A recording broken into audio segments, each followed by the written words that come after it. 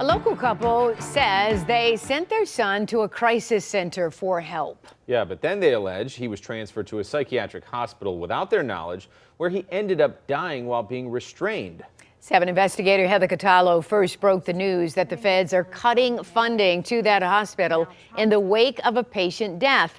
And tonight, for the first time, we are hearing from that man's family. Heather. Well, Carolyn and Simon, the feds recently told Pontiac General Hospital that they're terminating their CMS contract. And without a contract, the hospital will no longer be able to bill Medicare and Medicaid.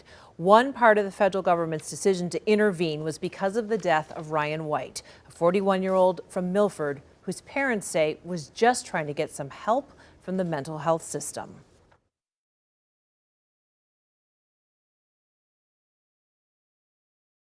As a gentle giant who loved to create art, loved to grill, and loved to have fun, he was the center of his parents' world. It's just heartbreaking. I wake up crying. I can't go to sleep because I'm sitting out here looking at his picture crying. Now, Margot and Tom White want to know why their only son is dead. They also want to know why hospital video shows a crowd of medical personnel watching as their son stops breathing. He didn't deserve this. It should have never happened. He did not deserve this. The Whites say Ryan struggled with schizophrenia for the last 2 decades. When he was on his medication, he was golden. He got off that medication, he couldn't even think straight. Last April, Tom says he could tell Ryan was becoming more paranoid. Tom is Ryan's legal guardian, so he took his son to Common Ground, a crisis center in Pontiac. I called him before we went. I described what was going on with him. They said, hey, that's what we're here for. Bring him on down. Ryan's records from Common Ground show he was there for 2 days, and then the 41-year-old was sent involuntarily to Pontiac General Hospital. Did they ever tell you they were transferring him? No, and I didn't know he was at Pontiac General. I got a call in the morning. He went into cardiac arrest, and I said, well, is he okay? And she said, I can't tell you. The Whites say Ryan was far from okay. Ryan had died. You shouldn't have to bury your own children. Tom and Margot say at first they did not know all of the details about Ryan's death. I didn't know what happened until I saw your report about the person having the knee and the elbow and just on top of him. Last month, the 7 investigators revealed a report from the Centers for Medicare and Medicaid Services, or CMS.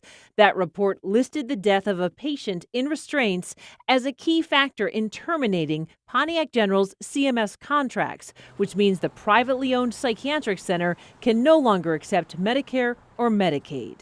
That patient was Ryan. And now the 7 investigators have obtained video of the hospital response when Ryan stopped breathing. That's just appalling to me. My mind just always goes back to his last few minutes of life. Ryan had only been at Pontiac General Hospital about 8 hours. When he emerged from his room, staff said in police and CMS records that Ryan was agitated and started swinging at staff and patients. You can see in the video a mental health technician holds Ryan's door shut for 20 seconds.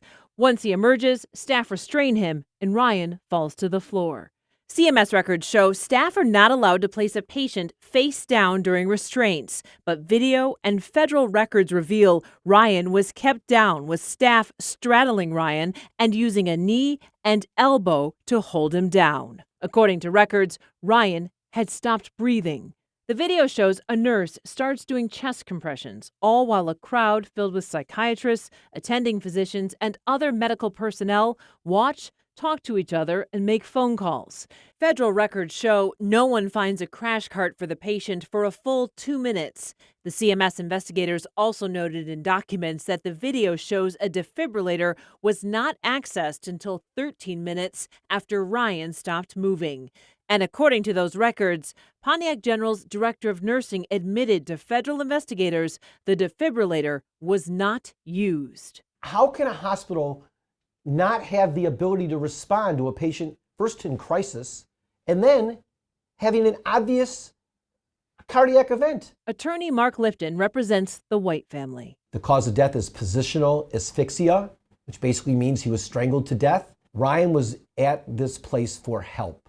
He was there in crisis. This was their job. They have a job to do to care for people like Ryan. The medical examiner said the manner of Ryan White's death was an accident, but his parents disagree. That shouldn't be allowed to happen.